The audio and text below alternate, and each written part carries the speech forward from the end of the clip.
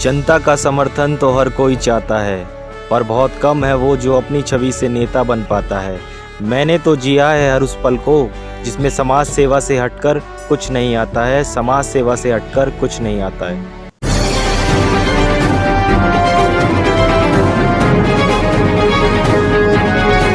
जय हिंद। आप सभी देशवासियों को यूटी हिंदुस्तान की तरफ से अंजन सिंह राजपूत का नमस्कार। जैसे कि आपको पता है कि लोकतंत्र देश में चुनावों का एक अहम ही भूमिका होता है और अभी का समय चल रहा है वो चुनावों का त्योहार चल रहा है। 2022 में चुनाव है, तो हम हर एक उस व्यक्ति के पास जा रहे हैं जिसने समाज कल्याण में अपनी एक अहम भूमिका निभाई और समाज के लिए कुछ करने की चाह भी रखी है। यदि वो सत्ता में नहीं है उसके बावजूद भी पहले से वो समाज सेवा करते हुए आ रहे हैं और सत्ता में आने के बाद भी समाज सेवा कर ही रहे हैं। एक नेता के रूप में नहीं बल्कि एक समाज सेवक के रूप में भी कर रहे हैं। तो और लोगों से हम बात करने का प्रयास करते हैं। सबसे पहले मैं आपको बता दूं, आज हम जिनसे मिलाने वाले हैं वो किसी परिचय के मोहताज तो है नहीं, श्रीमान संजय ठाकुर जी। आज इनसे हम बात करते हैं। जी बहुत बहुत स्वागत है हमारे चैनल यूटी हिंदुस्तान में आपका। देखिए, आपके चैनल के लोग जितने लोग देख रहे हैं, 2022 की शुभकामनाएं। 2022 उनके लिए जीवन में सुखमय रहे और पूरे मानव समाज के लिए सुखमय रहे। ये पहले मेरी प्रार्थना है कि मोटा मोटी मार्च से, वैसे तो अदर कंट्री में पहले से ही कोरोना है, 2 साल कोरोना काल हो रहा है, कि कोरोना में मानव समाज, चाहे इस पृथ्वी के जितने मानव समाज हैं, चाहे किसी जाति धर्म को, किसी कंट्री के लोग हों, पूरे मानव समाज का रीढ़ टूट गया। तो 2022 में कम से कम ये चीज़ ख़त्म हो जाए। परमात्मा से मैं ज़्यादा प्रार्थना करता हूँ और जनता से कहता हूँ कि कोरोना प्रोटोकॉल जो है उसका पालन कीजिएगा, मास्क लगाइएगा, सोशल डिस्टेंस का ये कीजिएगा। हम भी मास्क अभी उतारे हैं, भोजन वितरण करके अभी उतारे हैं। ठाकुर जी बताइए, जो आप समाज सेवा कर रहे हैं, जब आप सत्ता में नहीं थे उससे पहले भी आप समाज सेवा करते हुए आ रहे थे, तो ये समाज सेवा की जो भावना थी आपको आई कहाँ से? देखिए, हम बिहार में 4था क्लास में हमको राज्य सरकार से हमको स्कॉलरशिप मिला। अच्छा। वो पैसा भी परिवार में या कुछ गांव के सामाजिक काम में लगाए। 7वां से 10वां तक भारत सरकार से स्कॉलरशिप मिला। वो भी पैसा कुछ परिवार में, हम अपने माता पिता में और कुछ गांव के समाज कल्याण में लगाए।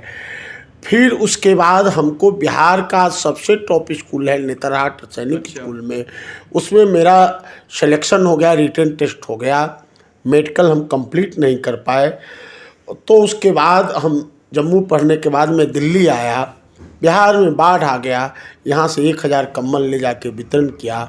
और यहाँ भी जो हमने छोटा मोटा, पहले हमने ट्यूशन पढ़ाया नेपसराय गांव में, उसके बाद कुछ कॉलोनी के बच्चे को 500 रुपया हम लेते थे, 20,000 महीना तक भी हम ट्यूशन से कमाए हैं। उसके बाद हमने जो कुछ आया उसमें से समाज के काम में करते। कोई गरीब आ जाते थे, उनको भोजन हो, उनके लिए राशन हो, किसी को दवा के लिए।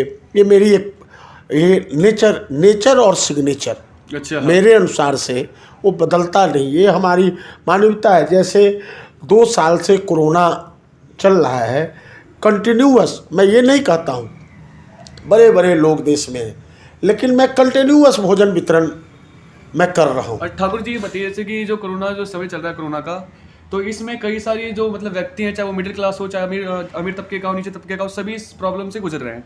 इसमें आप जितने भी गरीब तबके हैं उसको अपने घर के बाहर यदि ऑफिस के बाहर यदि आप क्षेत्र में ज़्यादा करके उनको भोजन वितरण करते हैं, तो ये सब करके आपको लगता कैसे है? देखिए, बहुत अनुभूति इसलिए होती है कि इस पृथ्वी पे आए हैं और जाना है, ये निश्चित है।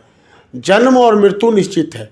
आप हमेशा कुछ करके जाएंगे तो अपने को भी अनुभूति होती है और समाज को भी अनुभूति होती है। ये करते रहना चाहिए। मैं देखता हूँ, मैं अपने हाथ से चावल बांटता हूँ, दाल बांटता हूँ, और कभी कभी आँख में आंसू टाइप का भी मुझे इसलिए आ रहा है कि वो बच्चा कहता है थोड़ा अंकल जी और डाल दीजिए। अच्छा।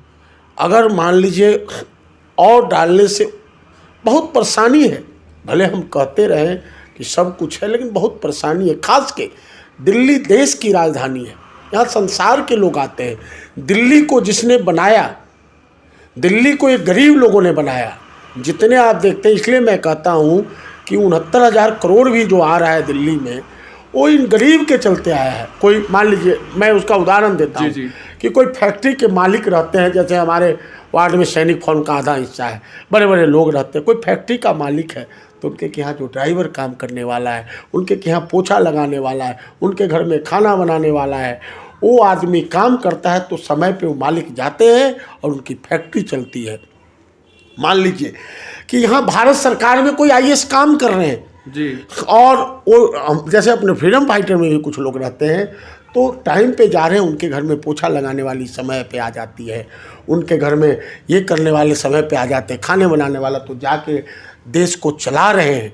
इसी तरीके से लेकिन वो जनजागरण अभियान दिल्ली में नहीं चल पाया कि कैसे लोग का पढ़ाई लिखाई हो, कैसे गरीबी दूर हो, वो चीज़ नहीं चल पाया। मेरा एक विजन है कि मैं ये चीज़ करता रहूँगा, मैं आगे बढ़ता रहूँगा, मुझे रोकेगा नहीं। मैंने एक प्रण किया है कि जीवन भर मैं भोजन बांटता रहूँगा। बहुत बहुत बहुत बढ़िया। अच्छा ये बताइए, जैसे कि अभी आप सत्ता में हैं और सत्ता में काफ़ी सारे क्षेत्रों में विकास भी देखने को मिला है, लेकिन कुछ ऐसे क्षेत्र हैं जहाँ पे विकास देखने को नहीं मिला है। विपक्ष पार्टी का कहना है कि ठाकुर साहब ने अभी तक कुछ किया नहीं है, तो उन पर क्या बयान है आपका? देखिए, एक और बात आपको बताता हूँ जी, आप कुछ भी कीजिएगा तो आप जानिएगा और परमात्मा जानेंगे और क्षेत्र की जनता जानती है। जी, विपक्ष का काम है, राजनीतिक प्रतिद्वंद्विता जो लोग रखते हैं जी, उनका काम है कि आपको निगेटिव बोलते रहने का। मेरा काम है काम करते रहना। मैं जानता हूँ अगर आप यहाँ हनुमान धर्म कांटा पे 2017 में कूड़े का ढेर पड़ा रहता था, हनुमान धर्म कांटा के पास जी। कूड़े का ढेर नहीं है। फ्रीडम फाइटर गेट नंबर 3 और 4 के पास कूड़े का ढेर पड़ा रहता था, कूड़ा का ढेर आपको जीरो गार्बेज आपको मिलेगा।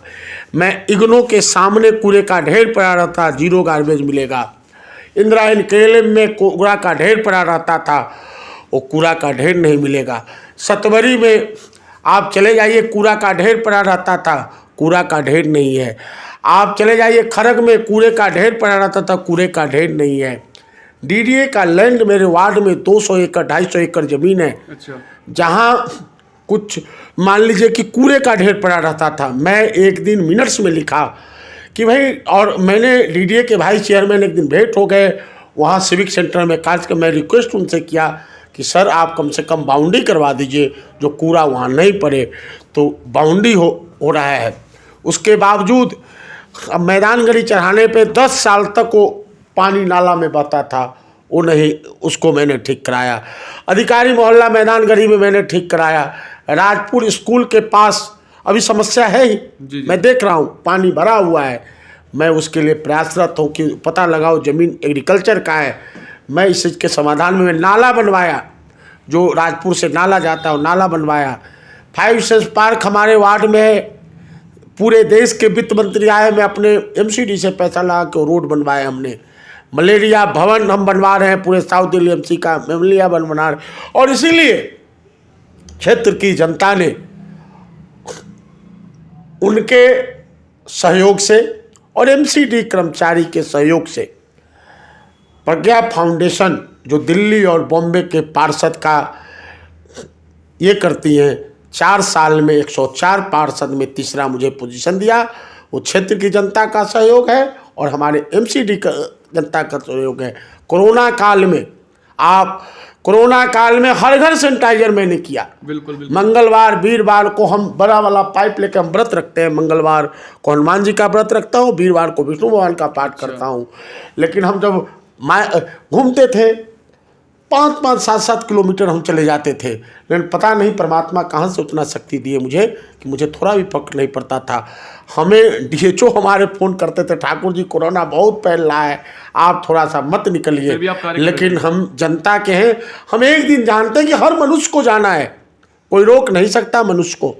ये आना और जाना लगा हुआ है। लेकिन जब तक आपके अगर पुलिस कहे कि हम कोरोना फैल जाएगा, डॉक्टर कहे कोरोना फैल जाएगा, नर्स कहे कोरोना फैल जाएगा, टीचर जो हमारा राशन बांटा है वो कहे कोरोना फैल जाएगा, सिविल डिफेंस के लोग कहे कोरोना फैल जाएगा, तो ये कोई मतलब नहीं होता। मैं ये समझ के जनता का सेवा करता हूँ और सेवा करता रहूँगा। आपको देखिए मुझे छोटी सी पंक्ति याद आई कि चरित्र जब पवित्र है तो क्यों है ये दशा तेरी, चरित्र जब पवित्र है तो क्यों है ये दशा तेरी, ये पापियों को हक नहीं कि ले परीक्षा तेरी।